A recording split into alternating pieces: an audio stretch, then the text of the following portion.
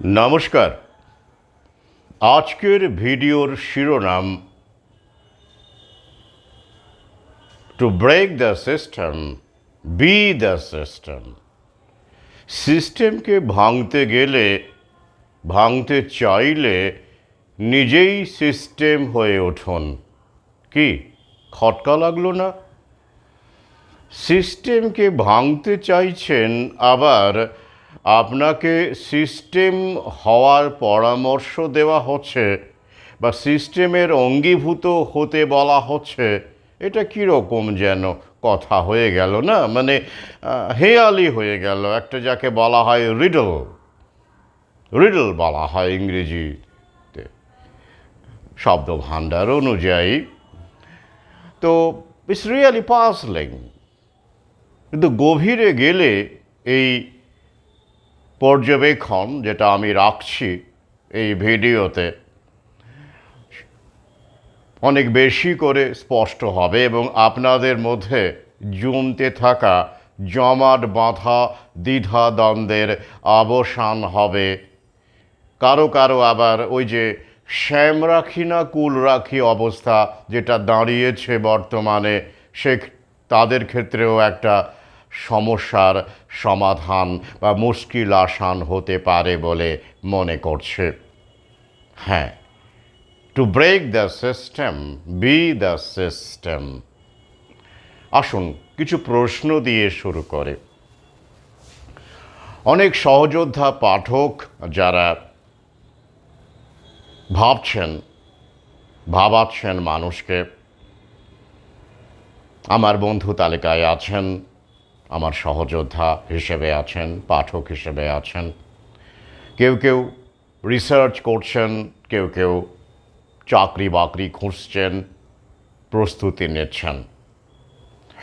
তো তারা এই প্রশ্নটি করেন যে স্যার, আমার সামনে যা অবস্থা দেখতে পাচ্ছি এখন, যে আমি যেই ফিল্ডে যাচ্ছি সেই ফিল্ডেই এই ভ্যাকসিন বা কেউ কেউ বলছেন ভাইরাস বা ব্যাকটেরিয়া বা ব্যাকটেরিওলজি বা এই বিভিন্ন রকমের কারিকুলাম বা বিভিন্ন রকমের বিষয় নিয়েই আমাকে পিএইচডি করার সুযোগ বা ফার্দার স্টাডি করার সুযোগ পাচ্ছি। আমি ঠিক বুঝতে পারছি না যে আমি কি করব। আমি তো এই ব্যাপারগুলোর বিরুদ্ধে, তাই তো? হ্যাঁ, এটা একটা প্রশ্ন। এরকম অনেক প্রশ্ন আছে। অনেকে আবার বলছেন যে সেরাম ইনস্টিটিউটে চাকরির সুযোগ পেয়েছিলেন, নেননি বা এরকম কিছু, বা ভ্যাকসিন ডেভেলপমেন্ট বিভিন্ন সংস্থা যারা করছে বা বিভিন্ন ফার্মা কোম্পানিতে বিভিন্ন রকমের যে এমপ্লয়মেন্ট অপরচুনিটিস আছে এখনও, আগামীতে থাকবে। যতই এআই আসুক, ফার্মা কোম্পানিতে এমপ্লয়মেন্ট অপরচুনিটিস তো থাকবেই। এছাড়াও অনেকে স্বাস্থ্যকর্মী হওয়ার ক্ষেত্রে দ্বিধা দেখাচ্ছেন এবং বলছেন যে স্বাস্থ্যকর্মী হওয়া মানেই তো এই সমস্যা। এমনকি ফার্মা লবির দালাল যেহেতু বলে পরিচিত, চিকিৎসক, এমবিবিএস, এমডি বা এই ধরনের যে ডিগ্রিগুলো আছে, সেক্ষেত্রেও কেউ কেউ প্রশ্ন রাখছেন। এ বিষয়ে আমি আগেও বলেছি, আমার আগের চ্যানেলেও ভিডিও ছিল, কি চ্যানেল উড়ে গেছে। তাই এই বিষয়ে একটু বিস্তারিত ভিডিও করা অত্যন্ত প্রয়োজন বলে মনে করছি। আর তাই এই ভিডিওটির শিরোনাম আরও একবার বলছি, to break the system, be the system. আসুন একটু গভীর থেকে ধরার চেষ্টা করি, তাহলেই উত্তরগুলো মিলে যাবে। আচ্ছা বলুন তো, আমেরিকাতে বা ইউরোপে যে হারে এই করোনামৃত বিরোধী বা এই প্যান্ডেমিক বিরোধী বা লকডাউন বিরোধী বিক্ষোভ হয়েছে, জবরদস্তি গুঁজে নেওয়া ভ্যাকসিন ম্যান্ডেটের বিরুদ্ধে যে লড়াই হয়েছে আমেরিকাতে, ইউরোপে, এই প্রথম বিশ্বের দেশগুলোতে, এমনকি ফ্রান্সেও, বেলজিয়ামেও, জার্মানিতেও, তো তার ধারের কাছে আমাদের দেশের যে বিক্ষোভ আমরা আমরাও করেছি, অবশ্যই করেছি। কিন্তু সেই তুলনায় সেই যে জমায়েত তারা করেছেন, আমরা সেসব ভিডিও দেখেছি, শেয়ার করেছি, তার কাছাকাছি লোকসংখ্যা আমরা করতে পেরেছি। পারিনি। কাছাকাছি কেন, অনেক দূরের ব্যাপার আর কি, আলোকবর্ষ দূরে বলতে গেলে আমরা পড়ে আছি। এর পিছনে অনেক কারণ আছে, যা অন্যতম অনেক কারণ আমি বিভিন্ন ভিডিওতে বলেছি। যেমন ধরুন, ওখানে এই লীলা খেলা, অমৃতের লীলা খেলা, ভ্যাকসিনেশনের লীলা খেলা অনেক আগে থেকেই শুরু হয়েছে। ওরা ভুক্তভোগী এ একটা, অর্থাৎ ক্ষেত্র প্রস্তুত ছিল, ওটা সময় পেয়েছে, ঠিক আছে, আমরাও মানছি, আমাদেরও তো সময় লাগবে, কিন্তু এই সময়টাকে আমরা কিভাবে কাজে লাগাবো সেটা তো আমাদের বুঝতে হবে। আর এই কারণেই to break the system be the system. তো ওখানে আমরা এত মানুষ পেলাম কি করে যারা রাস্তায় নেমে বিক্ষোভ দেখালেন? এমনকি ফ্রান্সে আমরা দেখলাম নার্সরা কাজ করতে অস্বীকার করলেন, তারা নিতে অস্বীকার করলেন, এবং তাদের সংখ্যাটা এতটাই বেশি যে সরকার তাদের ছাঁটাইও করতে পারল না। একজন দুজন হলে অন্য ব্যাপার ছিল। আমরা দেখলাম আমেরিকাতে, খোদ আমেরিকাতে মার্কিন পাইলটরা তারা বিমান ওড়াতে অস্বীকার করলো, কারণ তাদের ওপর এরকম একটা ম্যান্ডেট চাপিয়ে দেওয়া হচ্ছিল কর্তৃপক্ষের কাছ থেকে। যদিও সরকারিভাবে, রাষ্ট্রীয়ভাবে বাইডেন চেষ্টা করেছিলেন ভ্যাকসিন ম্যান্ডেট আনবার, পারেননি। কেন পারেননি? এই সব প্রতিবাদের কারণে। তাহলে পাইলটরা অস্বীকার করে, এমনকি ফ্রান্সে আমরা দেখেছি পুলিশরা পর্যন্ত তারা প্রোটেস্টরদের সঙ্গে, মানে ভ্যাকসিন বিরোধী মানুষের সঙ্গে কাঁধে কাঁধ মিলিয়ে প্রতিবাদে সামিল হয়েছিলেন। এরকম বহু উদাহরণ আছে, তাই তো? সেদিনই আমরা দেখলাম এই রকম এক নারীকে তিনি নেননি, তার বিরুদ্ধে ব্যবস্থা নেওয়া হয়েছিল, মানে ছাঁটাই করা হয়েছিল। তাকে কত মিলিয়ন ডলারের ক্ষতিপূরণ দেওয়ার কথা বলা হয়েছে সেটাও আমরা জানি। আমি সে নিয়ে ফেসবুকে পোস্ট দিয়েছিলাম। তাহলে কেন এটা সম্ভব হচ্ছে? ওই যে to break the system be the system. না, পুরো সিস্টেম ভাঙার কথা বলিনি আমি। আমাদের স্বপ্ন রাজ্য সেটা কীরকম সেটাও আমরা নিজেরাও জানি না, অনেকেই কনফিউজড। তাই এই সিস্টেমে থেকে যে বিষয়গুলো আমাদেরকে অত্যন্তভাবে পীড়িত করছে, অসুস্থ করছে, যেগুলোকে মেনে নেওয়া একেবারেই যাচ্ছে না, অন্তত সেইগুলোর বিরুদ্ধে বা সেগুলোকে ভেঙে চুরমার করার ক্ষেত্রে আমরা তো উদ্যোগী ভূমিকা নিতেই পারি, তাই নয় কি? আর সেই কারণেই এই to break the system be the system. কারণ ওই যে প্রশাসনে, সরকারি ক্ষেত্রে, সেটা বিজ্ঞানী হোক, বৈজ্ঞানিক দপ্তর হোক, রিসার্চ হোক, পাইলট হোক, স্বাস্থ্যকর্মী হোক, নার্স হোক, সর্বক্ষেত্রে এই আমাদের চিন্তা ভাবনা, আমাদের মতো চিন্তা ভাবনা করেন এমন মানুষ ছড়িয়ে পড়েছে ওখানে, তাই এত জমায়েত করা সম্ভব হয়েছে। আর আমাদের দেশে প্রশাসনে বলুন, সরকারি দপ্তরে বলুন, বিজ্ঞানে বলুন, স্বাস্থ্যক্ষেত্রে বলুন, ছিল না কেউই, গুটি কয় দু একজন বাদ দিয়ে ছিল না। কেন ছিল না? ওই যে আমরা এখনও প্রস্তুত নই। ব্যাপারটা আসলে আমরা সাম্প্রতিককালে ধরতে পেরেছি, ওরা অনেক আগে ধরেছে। কারণ ওখানে রবার্ট এস মেন্ডেলসনের মতো ব্যক্তি, যাঁর সম্পর্কে এই ভ্যাকসিন বিরোধী চিকিৎসক, যিনি ইলিনয়েস বিশ্ববিদ্যালয়ে অধ্যাপনা করতেন এবং ইইউ এর বড় বড় পদে ছিলেন, তিনি কিন্তু এই বইপত্র লিখে গেছেন এই ভ্যাকসিনের বিরুদ্ধে। এমনকি শৈশব অবস্থায় যেসব ভ্যাকসিন দেওয়া হয়, যেমন একটি উল্লেখযোগ্য বই ম্যাল প্র্যাকটিস, মানে মেলটাকে তিনি কায়দা করে ম্যাল হিসেবে লিখেছেন, ব্র্যাকেট করে। এই রকম অনেক উল্লেখযোগ্য বই তিনি লিখে গেছেন, এবং যার সম্পর্কে আমি বিস্তারিতভাবে অমৃত শপথরা 2য় খণ্ডে লিখেছি। তা তিনি তো সিস্টেমের মধ্যেই ছিলেন, তিনি তো ইলিনয়েস বিশ্ববিদ্যালয়ে অধ্যাপনা করেছেন, করার পরেও তো এই কাজগুলো করতে পারেননি, করেছেন। শিরদাঁড়াটা সোজা ছিল তো, তাই শিরদাঁড়াটা সোজা রাখে পাঁকে থেকেও পাঁকাল মাছের মতো থাকা যায়। 100% না হলেও 99% থাকা যায়, আমি বিশ্বাস করি, যদি আপনার চিন্তা চেতনা ক্ষুরোধার থাকে, আপনি যদি স্বচ্ছভাবে আপনার লক্ষ্যটাকে দেখতে পান এবং আপনার লোভটাকে সংযত করতে পারেন বা বিসর্জন দিতে পারেন যে না আমার চাই না, আমাকে আমার নোবেল চাই না, আমার অমুক চাই না, আমার তো এই পুরস্কারটা চাই না, আমি মানুষের জন্য ভাবতে চাই, মানুষের জন্য কাজ করতে চাই, তাহলে আপনি সিস্টেমে থেকেও আপনি সিস্টেমের যে জায়গাগুলো পচে গেছে, যেটা আশু বিপদ অশনি সংকেতের মতো আপনার মনে হচ্ছে, তার বিরুদ্ধে লড়াই করতে পারেন এবং মানুষের মিছিলে পা মেলাতে পারেন, যেটা আমেরিকা পেরেছে, ফ্রান্স পেরেছে, জার্মানি পেরেছে, বেলজিয়াম পেরেছে, ইটালি পেরেছে। কারণ to break the system, be the system.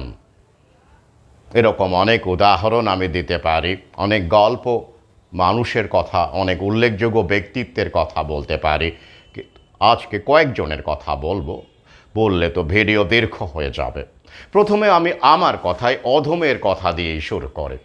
আমি এক অকিঞ্চিৎকর মনুষ্য, লেখালেখি করি, লেখক হিসেবে কেউ কেউ আমাকে ভালোবাসেন, অনেকেই আবার একটু ঘৃণাও করেন, সে আমার প্রাপ্য। কোনো কিছু বলতে গেলে, সিস্টেমের বিরুদ্ধে বা স্রোতের বিরুদ্ধে বলতে গেলে এই ধরনের ঘৃণা বা থেকে শুরু করে ঘৃণাই বলুন বা তিক্ততাই বলুন, সেটা কাম্য। এটা না হলে বুঝবো আমি কিছুই করতে পারিনি, আমি কিছুই লিখতে পারিনি, কিছুই বলতে পারিনি এখনো পর্যন্ত। কি এই যেমন গাফাম, ফুল ফর্ম আপনারা জানেন কি? জি গুগল, তাই তো, এ অ্যাপল, এ ফেসবুক, এ অ্যামাজন, এ মাইক্রোসফট। এই গাফাম, যেটা এই নতুন বিশ্ব ব্যবস্থা তথা এই জায়নিস্ট শক্তির একটা ওয়েপন বলা যেতে পারে, যা মিডিয়া থেকে শুরু করে ডিজিটাল ওয়ার্ল্ড থেকে শুরু করে সমস্ত কিছুকে নিয়ন্ত্রণ করছে, বাজার এবং আমাজন, তাই তো, এই সমস্ত কিছু আপনারা যদি দেখেন এটা নিয়ন্ত্রণ করছে তো, তাহলে এরা তো এভিল যদি আমরা বলি। এবং অনেকেই আমরা গাফামের বিরুদ্ধে লেখালেখি করি তো, কিন্তু দেখুন আমি তো ফেসবুক, ইউটিউব ব্যবহার করছি, ইউটিউবের প্রথম চ্যানেল উড়িয়ে দিয়েছে, দ্বিতীয় চ্যানেল করেছি। কেন করেছি? আমি এইগুলো ব্যবহার করছি মানে কি আমি অচ্ছুত হয়ে গেছি? না না না, ওই যে আমি যা বলেছি, to break the system, be the system. আমি এই ক্ষেত্রে এই সিস্টেমটাকে কাজে লাগাচ্ছি। ফেসবুকের একটি প্রোফাইল ব্লক করে দিলে আরেকটি করেছি, তাই তো, সেই সময় আপনারা জানেন। তবে এখন যেগুলো হচ্ছে সেগুলো কিন্তু বুঝতেই পারছেন ফেক প্রোফাইল, কী উদ্দেশ্যে করা হয়েছে আমি বারবার বলেছি। তো যাই হোক, তাহলে কিন্তু আমি ফেসবুকের যে প্রমোশন হয় বা যাকে বলা হয় ওই যে বলুন ওই যে মানিটাইজ করা বা ইউটিউব মানিটাইজ করা, সে পথে হাঁটেনি, ব্যবহার করছি। কারণ ওই পথে হাঁটলে আমার কণ্ঠটা রোধ হয়ে যাবে। আমি যা বলতে চাই, যে উদ্দেশ্যে আমি সোশ্যাল মিডিয়া বা গাফামের একটি অংশকে ব্যবহার করছি, সেই উদ্দেশ্যটাই বানচাল হয়ে যায়, তাই তো। তাহলে আমি একটা ছোট্ট উদাহরণ দিলাম আমাকে দিয়ে। তাহলে দেখুন এই যে এত এত মানুষ যারা আমি ঘুরে বেড়াচ্ছি, যারা সোশ্যাল মিডিয়ার মাধ্যমে আমাকে চিনেছেন, আমার বই পড়েছেন, গ্রামেগঞ্জে যারা সভার আয়োজন করছেন, তা নিজেদের মতো চেষ্টা করে যাচ্ছেন, কাঁধে কাঁধ মিলিয়ে লড়াই করছেন, অনেককেই আপনারা চেনেন। তো তাহলে এই সোশ্যাল মিডিয়া, ফেসবুক না থাকলে, ইউটিউব না থাকলে যতটুকু আমরা করতে পেরেছি, করা যেত কি? যেত না। অন্তত সহযোগী ভূমিকায় অফলাইনের পাশাপাশি অনলাইন হিসেবে এই গাফামের ফেসবুক, ইউটিউব কিন্তু আমরা ব্যবহার করেছি। কিন্তু আমি অন্তত এর দ্বারা ব্যবহৃত হইনি, আমি ব্যবহৃত হতে দেব না নিজেকে। এই যে মানসিকতা, এটা রেখে যদি আপনি প্রশাসনের চাকরি করেন, পদে যান, তাহলে কিন্তু আপনি 100% না হলেও অনেক উল্লেখযোগ্যভাবে সফল হতে পারেন। সেই নজির কিন্তু গোটা বিশ্বে, সমগ্র বিশ্বে ছড়িয়ে আছে। তাই যে সুযোগ পাবেন, এমপ্লয়মেন্ট অপরচুনিটিস পাবেন, চোখ বুজে গ্রহণ করুন। কারণ to break the system you have to become the system. এবার ধরুন অনেকেই আমরা পরম্পরা কৃষির কথা বলি, কৃষির মূল্যের কথা বলি, ঠিক আছে, জানি, কারণ কৃষক উৎপাদক তাই তো, তাকে আমরা সম্মান করার কথা বলি, এবং যাতে করে ওরা ফুড কন্ট্রোল করতে না পারে আমরা অনেকেই বলি যে এখন কৃষিকাজ করাটা জরুরি। কিন্তু সবার কাছে তো জমি নেই, তাই তো, অনেক জমি থাকলেও সেই ক্ষমতা নেই, কৌশল নেই, তারা পরিশ্রম করতে পারেন না, শারীরিক শক্তি হারিয়ে গেছে। তারা প্রথাগত কোনো ডিগ্রি বা কোয়ালিফিকেশন বা ইঞ্জিনিয়ারিং ডিগ্রি হতে পারে, ম্যানেজমেন্ট ডিগ্রি হতে পারে, বিশ্ববিদ্যালয়ের কোনো ডিগ্রি হতে পারে, তারা এই সব নিয়ে বসে আছেন বা এই সব যোগ্যতা অর্জন করেছেন। তো তারা কি করবেন? তারা চাষ করবেন? কি করে করবেন? কোথায় করবেন? তাহলে তারা কি না খেয়ে মরবেন? তারা কি এই যে এআই বলুন, যেসব জীবিকাগুলো আসছে, যতটুকুই হোক, যেভাবেই হোক না কেন, কর্পোরেটের হোক বা অস্থায়ী চাকরি হোক সরকারের, সেইগুলো পেলে তারা গ্রহণ করবেন না? আলবাত করবেন। কিন্তু ওই যে আমাদের কথাই বলছি, আমাদের যারা রয়েছেন সহযোদ্ধা, তাদের পুত্র কন্যা, তাদের কথা বলছি। তো আমার একজন পরিচিত সহযোদ্ধা আছেন, সুপ্রিয় সহযোদ্ধা, তার সন্তান কোডিং নিয়ে পড়াশোনা করছে। কোথায় খারাপ কি? এইসব পদে যদি আমাদের সন্তান সন্ততিরা এসব জায়গায় পৌঁছে যায়, তাহলে তো আমরাও আগামীর ফ্রান্স আমেরিকা হয়ে উঠতে পারি। আমেরিকাতে যেমন রিপাবলিকান পার্টিরতে ভ্যাকসিন বিরোধী এমপি 43 জন এমপি হুকে চিঠি লিখতে পারে, তখন পারে তো সেরকম স্বপ্ন তো আমরাও দেখতে পারি, অন্তত ওই ফ্রন্টে, পুরো ফ্রন্টে। ওই যে বললাম, স্বপ্ন রাজ্য তো আমরা ঠিক কীরকম হবে আমরা জানি না, কিন্তু আশু যে বিপদ আগামীতে, যে একটার পর একটা অমৃত আসতে চলেছে, ডেঙ্গু থেকে শুরু করে, বার্ড ফ্লু থেকে শুরু করে, ম্যালেরিয়া থেকে শুরু করে, এগুলো যে আসতে চলেছে, এমনকি ক্যান্সারেরও রেডি আসতে চলেছে, সেগুলোকে যদি ওই যে জবরদস্তি ঘুরিয়ে ফিরিয়ে ভয় দেখিয়ে মিডিয়া দিয়ে গুঁজে দেওয়া যাতে দিতে না পারে, তার জন্য পুলিশে, স্বাস্থ্য দপ্তরে, সর্বত্র আমাদের যত বেশি লোক থাকে প্রশাসনে, তত ভালো, তাই নয় কি? ইন্টারন্যাশনাল প্যান্ডেমিক ট্রিটি না হয় পিছিয়ে গেছে, কিন্তু আগামীতে যে হবে না তা কি জোর দিয়ে বলা যায়?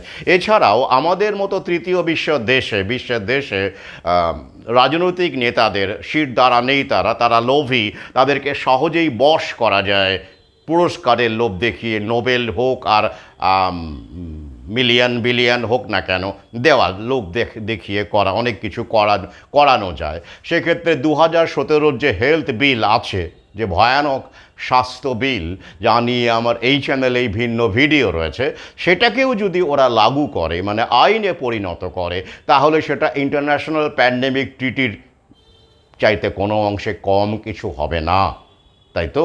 তাই খাঁড়া ঝুলছে, আর এই খাঁড়াটা যাতে করে আর আমরা এটা ধারটাকে কমাতে পারে, এবং প্রশাসনে বিভিন্ন ক্ষেত্রে, এআই থেকে হোক, পুলিশ হোক, স্বাস্থ্য হোক, বিজ্ঞান হোক, রিসার্চ ফিল্ড হোক, এসব জায়গায় যদি আমরা আমাদের মানুষকে, আমাদের মতো চিন্তাভাবনা করেন এমন মানুষকে বা তাদের সন্তান সন্ততিকে যদি পৌঁছে দিতে পারি, বা তারা যদি পৌঁছে যেতে চান বা পারেন, সেক্ষেত্রে তো আমাদের পক্ষেই ভালো হবে, তাই না? অবশ্যই ভালো হবে, কেন হবে না? অনেক উদাহরণ আছে। তাই আপনারা তো রাতে রাতে, আমরা কি এই যে সিস্টেমটা, যেটা নিউ ওয়ার্ল্ড অর্ডার আমাদের সামনে আনফোল্ড করছে, সেটাকে তো আমরা চেঞ্জ করতে পারবো ওভারনাইট। আমাদের সেরকম জীবিকা, আমরা যেমন জীবিকা চাই তেমন জীবিকা বা জব তৈরিও করা সম্ভব নয়, তাই তো? কী করে করবেন? তাই এই সিস্টেমের মধ্যে থেকেই আমাদের কিন্তু এই কাজগুলো করতে হবে, যেটা প্রথম বিশ্ব আমাদের দেখিয়ে দিয়েছে। আসুন কিছু উদাহরণ রাখি আপনাদের সামনে। প্রথমেই বলবো রবার্ট এফ কেনেডি জুনিয়রের কথা। এনভায়রনমেন্টাল লয়ার, প্রখ্যাত লয়ার, আইনজীবী, আমেরিকার। রবার্ট কেনেডি মার্কিন রাষ্ট্রপতি, যাকে 1963 সালে গুলি করে হত্যা করেন অসওয়াল্ড, তার নেফিউ এই কেনেডি জুনিয়র, তিনি কিন্তু আমেরিকার এক উল্লেখযোগ্য ব্যক্তিত্ব। এই 2024 নির্বাচনে ইন্ডিপেন্ডেন্ট রাষ্ট্রপতি পদে ইন্ডিপেন্ডেন্ট ক্যান্ডিডেট হিসেবে লড়াই করছেন। ডোনাল্ড ট্রাম্পের পার্টির সঙ্গে, রিপাবলিকান পার্টির সঙ্গে তার খুব ভালো সম্পর্ক। এই কেনেডি জুনিয়র, তার যদি ক্যারিয়ার দেখেন, তার যদি পড়াশোনা, এডুকেশনাল কোয়ালিফিকেশন দেখেন, আমি সংক্ষেপে বলছি, তাহলে কিন্তু আপনারা কোনোভাবেই সন্দেহ করতে পারবেন না তিনি system non. He became the system, but he is breaking the system. কীভাবে? এই কেনেডি জুনিয়র, তার এখন বর্তমান বয়স 70 বছর। তিনি হার্ভার্ড বিশ্ববিদ্যালয়ে পড়াশোনা করেছেন, লন্ডন স্কুল অফ ইকোনমিক্সে পড়াশোনা করেছেন। শিক্ষাগত যোগ্যতা নিয়ে কোনো সন্দেহ নেই। তিনি বড় বড় জায়গা থেকে বড় বড় ডিগ্রি হাসিল করেছেন। তারপর নিজস্ব প্রতিষ্ঠান আছে এবং বর্তমানে তার প্রধান পরিচয় হচ্ছে এনভায়রনমেন্টাল লয়ার হিসেবে বড় বড় কোম্পানি, সেটা ফার্মা কোম্পানি হোক আর ফোর্ডের মতো, ডুপন মতো মাল্টিন্যাশনাল জায়েন্ট হোক, তাদের হাড়হিম করে দেওয়াই তার কাজ। তিনি তাদের এইসব বড় বড় মাল্টিন্যাশনাল কোম্পানির আতঙ্কের কারণ তার লস্যুট তিনি যেভাবে জিতেছেন, মিলিয়ন মিলিয়ন ডলার ক্ষতিপূরণ এনে দিয়েছেন। একটা ছোট্ট উদাহরণ দেই। ফোর্ড মোটর কোম্পানির নাম নিশ্চয়ই শুনেছেন। এই ফোর্ড মোটর কোম্পানি ইন্ডিয়ান এলাকাতে, ওই রেড ইন্ডিয়ান বলতে আপনারা যা বোঝেন, আমেরিকার আদিবাসী যারা অ্যাকচুয়ালি, তাদের রেড ইন্ডিয়ান বলা হয় বা সংক্ষেপে ইন্ডিয়ান বলা হয়। সেই সব এলাকায়, তার একটি এলাকায় বিষাক্ত টক্সিক ওয়েস্ট যাকে বলা হয়, বিষাক্ত বর্জ্য ফেলা হচ্ছিল। এই বর্জ্য ফেলছিল কারা? ফোর্ড কোম্পানির যে ইন্ডাস্ট্রিয়াল ইউনিট আছে, সেই ইন্ডাস্ট্রিয়াল ইউনিট মামলা লড়েন এই ইন্ডিয়ানদের, যারা আদিবাসী আমেরিকার ভূমিপুত্র, তাদের অধিকারের স্বার্থে এই রবার্ট এফ কেনেডি মামলা লড়েন এবং $70 মিলিয়ন ক্ষতিপূরণ দিতে বাধ্য করা হয় ফোর্ড কোম্পানিকে, এই কমিউনিটিকে। শুধু তাই নয়, আদিবাসী জমিকে সংরক্ষিত করার ক্ষেত্রে, যাতে করে এইভাবে মাল্টিন্যাশনালদের কবলে যেতে না পারে, আগ্রাসনের শিকার না হতে পারে, তার জন্য বিশেষ আইন করতে বাধ্য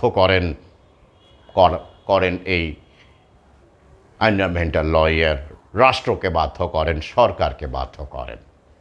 ফোর্ড তো বটেই, এছাড়া ডুপোর মতো কোম্পানি নাম নিশ্চয়ই শুনেছেন। এইসব কোম্পানির বিরুদ্ধে লড়াই করে সাধারণ মানুষের স্বার্থে তিনি এত লড়াই করেছেন, এত কাজ করেছেন। যদি আপনারা একটু ইন্টারনেট সার্চ করেন তার নাম দিয়ে, তার অ্যাক্টিভিটিস দিয়ে, তাহলে অবাক হয়ে যাবেন যে একটা মানুষ একটা জীবনে এত কাজ করতে পারে। কিন্তু প্রথমেই পাবেন কনস্পিরেসি থিওরিস্ট নামটা, কিন্তু প্রথমেই পাবেন ওই যে তিনি 70 ছুঁই বয়সেও তিনি কিন্তু পথে নেমেছিলেন, ভ্যাকসিন বিরোধী মিছিলে সামিল হয়েছিলেন, সোচ্চার হয়েছিলেন এই রাজনৈতিক ব্যক্তিত্ব। তার একটি সম্পূর্ণ ইন্টারভিউ আমার অমৃতসরপত্র 2য় খণ্ডে আমি রেখেছি। কোনো রকম পরিবর্তন না করে আমি হুবহু ইংরেজি ইন্টারভিউটি তুলে দিয়েছি। সেই সময়ে দাঁড়িয়ে তিনি কয়েকটি বইয়ের নাম লিখি। রিভার কিপার্স, অসাধারণ বই, পরিবেশকে, ক্রাইম এগেন্স্ট নেচার, পরিবেশ রক্ষায়, মানে ওদের মতো করে গ্লোবাল ওয়ার্মিংয়ের গল্প টল্প উনি বলেন না। আমাদের খনিজ সম্পদ, আমাদের প্রাকৃতিক সম্পদকে কিভাবে ওরা লুটে নিচ্ছে, ধ্বংস করছে, শুষে নিচ্ছে, এক্সপ্লয়েট করছে, সেসব বিষয়েই লেখা river keepers, crime against nature. আর 2021 কি লিখলেন? The real Fauci. আগে ওই যে ফাউচি নাম নিশ্চয়ই শুনেছেন, যা সম্পর্কে আমার 2য় খণ্ডে বিস্তারিত আলোচনা আছে, যিনি সমগ্র বিশ্বে এই প্যানিক ছড়িয়ে দিয়েছিলেন এবং এই মাস্ক বিধিকে লাগু করার পেছনে তার একটা বড় অবদান, মুখ্য অবদান বলা যেতে পারে, এই জীবাণু বিশেষজ্ঞ ভাইরোলজিস্ট অ্যান্টনি ফাউচি। আগে হ্যাঁ, তার সম্পর্কেই তিনি 2021 একটি বই লিখেছেন, দ্য রিয়েল ফাউচি, ফাউচির আসল মুখটা কেমন। মহান জনগণের পরিত্রাতা, আপনারা জানেন আমি আগের একটি ভিডিওতে বলেছি, এই মুহূর্তে ফাউচি কিন্তু আমেরিকায় অন্যতম সাধারণ মানুষের দ্বারা ঘৃণিত ব্যক্তিত্ব। প্রচুর থ্রেট কল পাচ্ছেন, জেড ক্যাটাগরি প্রোটেকশনে আছেন, ভয়ে আছেন, কারণ সেই সময় তিনি এত মিথ্যাচার করেছেন। অনেক রাজনৈতিক ব্যক্তিত্ব, সেনেটর তাকে চেপে ধরছে, রিপাবলিকান পার্টির প্রতিনিধিরা তাকে চেপে ধরছে। যাই হোক, তাহলে এই রবার্ট এফ কেনেডি জুনিয়র তার এই অবদানের জন্য the lawyer of the year আমেরিকায়, মানে বর্ষসেরা আইনজীবীর জন্য একাধিকবার মনোনীত হয়েছেন গ্র্যান্ড জুরি পুরস্কারের জন্য।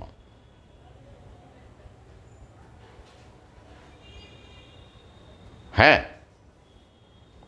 তা তিনি তাহলে সিস্টেমের মধ্যে থেকেই তো ওদের কথা অনুযায়ী কনস্পিরেসি থিওরিস্ট হয়ে উঠেছেন, তাই নয় কি? হ্যাঁ, কি করে হলেন? ওই যে ইচ্ছে সিট দ্বারা তিনি অনেক সেনেটর হওয়ার সুযোগ পেয়েছিলেন, কিন্তু হননি। মানে এই যে প্রথাগত বা পলিটিক্যাল পার্টি যেগুলো আমেরিকায় আছে, তার হয়ে তিনি সেনেটর হতে চাননি। নিউ ইয়র্কের অ্যাটর্নি জেনারেল হওয়ার সুযোগও পেয়েছিলেন, কিন্তু হননি। এবার তিনি ইন্ডিপেন্ডেন্ট একটি রাজনৈতিক দল গঠন করেছেন, তার এনজিও রয়েছে, শিশুদের এই অমৃত দেওয়ার বিরুদ্ধে তিনি বড়সড় এনজিও চালাচ্ছেন। তো এবার ইন্ডিপেন্ডেন্ট ক্যান্ডিডেট হিসেবে তিনি ইলেকশনে লড়ছেন। শুধু তাই নয়, আপনাদের বলি, আমেরিকান ধনকুবের বিলিয়নিয়ার টিমোথি মেলান এই নির্বাচনে লড়ার জন্য কেনেডিকে $5 মিলিয়ন ডোনেট করেছেন। ট্রাম্পকে ডোনেট করেছেন $15 মিলিয়ন। হ্যাঁ, টিমোথি মেলান তিনি কিন্তু পুঁজিপতি। তাহলে বুঝতে পারছেন তো চিন্তা ভাবনাটা। কারণ আমি বারবার বলেছি, পুঁজিপতিদের মধ্যেও একটা সংঘাত তৈরি করবে এই নতুন বিশ্ব ব্যবস্থা। যারা ক্লাসিক্যাল, যারা পুরনো মডেলের পুঁজিপতি, বা ধরুন এই যে ভ্যাকসিন রাজ, তারাও তো চাইছেন না, তাদের মধ্যেও তো একটা শঙ্কা আছে, তারাও তো মানুষ। তারা কি চাইবেন? যদি আপনি বুঝে যান, ধরুন আপনি পুঁজিপতি, ধরুন আপনি বিলিয়নিয়ার, ধরুন আপনি বুঝে গেলেন, যখন বুঝতে পারছেন যে এই দল বা এই রকম দল ক্ষমতায় এলে ভ্যাকসিন ম্যান্ডেট করে দেবে, বাধ্যতামূলক করে দেবে, আমার ছেলেটাকেও নিতে হবে বা আমার প্রিয়জনকেও নিতে হবে, বা এরকম যদি একটা পরিস্থিতি তৈরি হয়, একটা ওয়ান ওয়ার্ল্ড গভর্নমেন্টের ডিক্টেটরশিপ তৈরি হয়, সেক্ষেত্রে তো কেউ রেহাই পাবো না। আমরা ভাবছি ঠিক আছে, আপাতত বেঁচে গেলাম আমার প্রভাব প্রতিপত্তি খাটিয়ে, কিন্তু এটা কতদূর যেতে পারে, জায়নিক শক্তি সম্পর্কে তো এইসব পুঁজিপতিরা আরও ভালো জানেন, তাই না? আর তাই এদের মধ্যেও কিন্তু কেউ, সবাই না হলেও, এই যে টিমোথি মেলানের মতো মানুষ, তারা কিন্তু এই ভ্যাকসিন বিরোধী রাজনৈতিক ব্যক্তিত্বদের সাহায্য করছেন, ফান্ডিং করছেন। তাহলে ওই যে সিস্টেমের মধ্যে থেকেও কিন্তু সিস্টেম ব্রেক করার কথা আসছে। সবটা নয়, পুরোটা নয়, যেটা অশনি সংকেত, যেটা আশু আমাদের দরকার এই মুহূর্তে। প্রাণ বাঁচলে, স্বাস্থ্য বাঁচলে, প্রাণ বাঁচলে তবেই তো অন্য কিছু। স্বাস্থ্যই সম্পদ, সেই স্বাস্থ্যই এখন বিপন্ন। তাই ছুঁত মার্গ দিয়ে এখন কিছু হবে না, কারণ আমাদের সামনে বিকল্প জীবিকা নেই, এত জমি নেই আমাদের সহযোদ্ধাদের সামনে যে তারা চাষ করে খাবেন। তাই তো এটা মাথায় রাখতে হবে। ইতিবাচক দিকটা ভাবুন। আপনি যখন সিস্টেমের মধ্যে যাচ্ছেন, আপনি যখন পুলিশে চাকরি করছেন বা আপনার সন্তান যখন পুলিশে চাকরি করছে, যে পুলিশটি প্যান্ডেমিকে পুরোপুরি বিশ্বাস রাখে এবং ডাবল মার্কস নিজে গুঁজেছে এবং আতঙ্কগ্রস্ত হয়ে সে কোনো রকম করে কর্তব্য করছে, সে যে মাস্ক পরেনি বা লকডাউন মানেনি এরকম ব্যক্তির প্রতি যতটা কঠোর মনোভাব নেবে, তাকে যতটা পেঁদাবে বা কেলাবে, মার্জনা করবেন এইরকম ভাষায় বললাম আর কি। তো কিন্তু যদি এমন কোনো কেউ পুলিশের চাকরিটা নেয়, সেটা সিভিক পুলিশই হোক, স্থায়ী হোক, অস্থায়ী হোক, যাই হোক না কেন, আমাদের মতো চিন্তাভাবনা যদি তার মধ্যে থাকে, সে কি সেই সাধারণ মানুষের প্রতি অতটা কঠোর হবে? হবে না। দায়িত্ব নিয়ে বলতে পারে। বহু পুলিশ কর্মী আমার পাঠক, আমার বইপত্র নেন, কথা হয়, দেখা হয়, তারা কিন্তু ওই পর্যায়ে কখনোই যাবেন না, এটা আমার দৃঢ় বিশ্বাস। ইতিমধ্যেই তার প্রমাণ পেয়েছে। তাই প্রশাসনে, এমনকি স্বাস্থ্যকর্মীর ক্ষেত্রেও এমন এমন স্বাস্থ্যকর্মীও আছেন, এমন আশাকর্মীও আছেন, নাম আবার জানতে চাইবেন না, যারা জোর করেননি, উল্টে 2 ফোঁটা বা 3 ফোঁটা যত ফোঁটার দেওয়ার কথা মাটিতে ফেলে দিয়ে নামটা লিখে নিয়ে চলে গেছেন। অনেকেই আমরা জানি যারা বাইরে গিয়েছেন পরিস্থিতির কাছে, যারা সবাই তো আমার মতো, আমাদের গুটি কয়ের মতো তো পরিবার পরিজনকে মানে বিসর্জন দিয়ে পথে নামতে পারেননি, তাদেরকে চলতে হয়। তাদেরকে আমি দোষ দিই না, এটা স্বাভাবিকভাবে তাদের সিস্টেমের বিরুদ্ধে এইভাবে লড়ার ক্ষমতা সবার থাকে না, প্রশ্নও ওঠে না, তারা তাদের মতো করে পাশে আছেন। তো তারা তো এইরকমভাবেই সার্টিফিকেট বের করেছেন, বিদেশেও হয়েছে, সর্বত্র হয়েছে, তাই তো হয়েছে। তো সেক্ষেত্রে স্বাস্থ্যকর্মীদের সহযোগিতা ছাড়া এটাকে সম্ভব হতো? হতো না। আগামীতে এই রকম স্বাস্থ্যকর্মীর সংখ্যা যাতে আরও বাড়ে, তারা নিজেরাও যাতে করে সতর্ক থাকেন এবং সাধারণ মানুষকে যাতে করে ভুলভাল বুঝিয়ে জোর না করেন, ফোর্স না করেন, সেটাও তো আমাদেরকেই দেখতে হবে, তাই নয়? আর সেটা কিভাবে আমরা দেখব? এই সব পদে, এই সব দায়িত্বে যদি আমাদের মতো চিন্তাভাবনা করা মানুষের সংখ্যা বাড়ে, তাই নয় কি? তবে ওই যে to break the system, be the system. আরও 2-1জনের কথা বলে শেষ করছে। সুচরিত ওয়াগদি, বিখ্যাত জার্মান ভাইরোলজিস্ট, তিনি ওই সময়ে একটি বই লেখেন, ওইটার নাম বলবো, হ্যাঁ লিখি, বল, করোনা কতবার বলেছি, তো ঠিক আছে। Corona virus, a false alarm, facts and figures. উনি 70 অতিক্রম করার পরে, ওনার প্রয়াস এখন 77 বছর, তিনি এরকম একটা বই লিখলেন, বিবেকের টানে, বিবেকের আহ্বানে। একটা বৃদ্ধ মানুষ, বার্ধক্যে পৌঁছে যাওয়া মানুষ, একজন বিজ্ঞানী, তিনি কিন্তু চুপ করে থাকতে পারলেন না। তিনি কিন্তু অনেক সম্মানে ভূষিত একজন বিজ্ঞানী, সুচরিত ওয়াগদি, নাম অনেকেই শুনে থাকবেন, বহুবার তার কথা বলেছে। অনার অব দ্য রাইনল্যান্ড, এরকম অনেক পুরস্কার তিনি পেয়েছেন, রাষ্ট্রীয় পুরস্কার পেয়েছেন। তিনি কিন্তু শেষ পর্যন্ত চুপ করে থাকতে পারেননি, প্রকাশ্যে বিরোধিতা করেছেন, প্রশ্ন তুলেছেন। আরও একজনের নাম বলি, বেরাম ব্রেডল, যিনি কানাডিয়ান রিসার্চার এবং বিজ্ঞানী, করোনামৃত গবেষণায়, মানে করোনামৃত তখনও তো ভৌ আসেনি, ভ্যাকসিন আসেনি, সেই গবেষণার জন্য তাকে প্রায় $4 লক্ষ কানাডিয়ান ডলার দেওয়া হয়, ফান্ডিং করা হয়। এবং এই ভ্যাকসিন ডেভেলপমেন্টে তার এক উল্লেখযোগ্য ভূমিকা ছিল। তাকে নিয়ে আমার ভিডিও লেখালেখি আছে।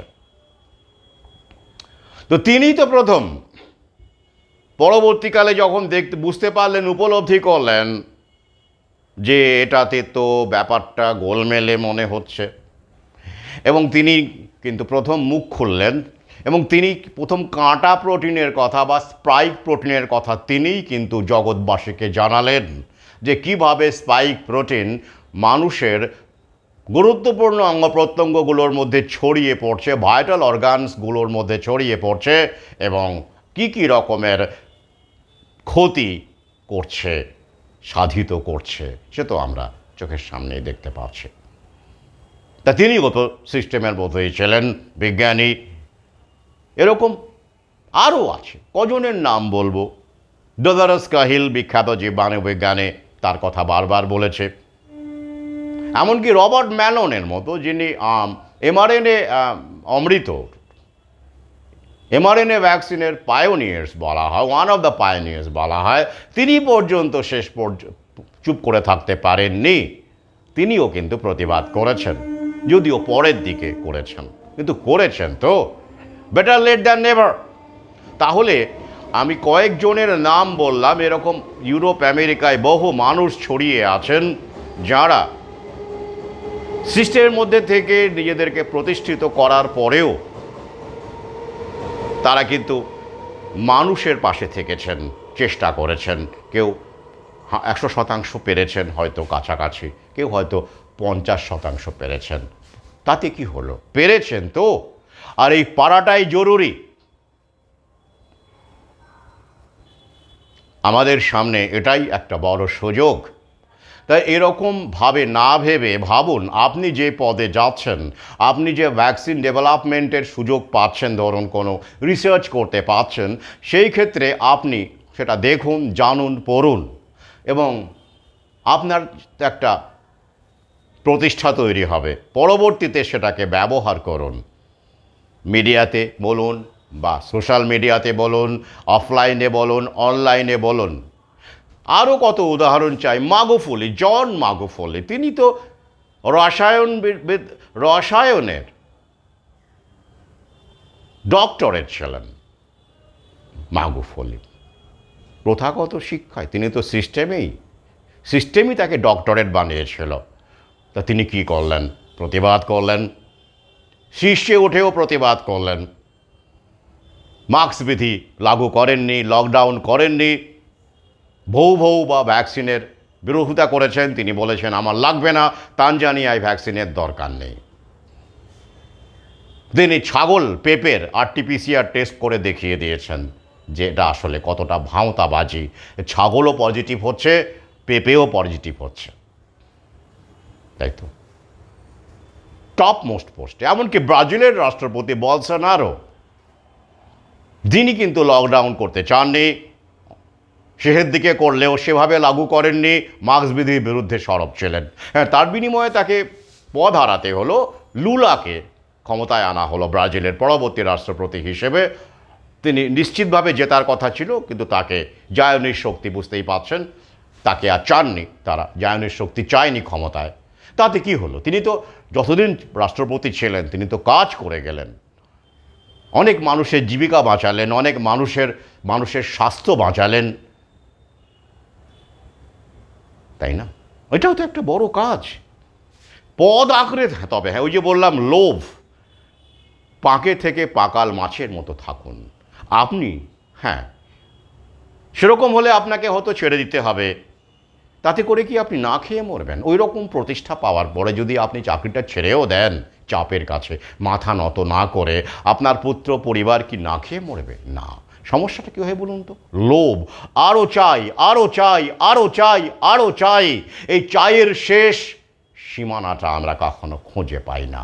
আর তাই আমরা আঁকড়ে থাকতে চাই আজীবন। তাই আমরা আপোষ করি, মাথা নত করি, শিরদাঁড়াটা জেলিফিশের মতো হয়ে যায়। আর আমরা এইভাবে নিজের কবর তো খুঁড়ি, নিজের কবরটা স্পষ্ট করে না বুঝলেও আমাদের পরবর্তী প্রজন্মের জন্য গভীর থেকে গভীরতর গিরিখাত আমরা তৈরি করে যাই, লোভের কাছে নতি স্বীকার করে। আর তাই আবার বলছি, to break the system, be the system, but control your avarice, control your greed, then you can fight back.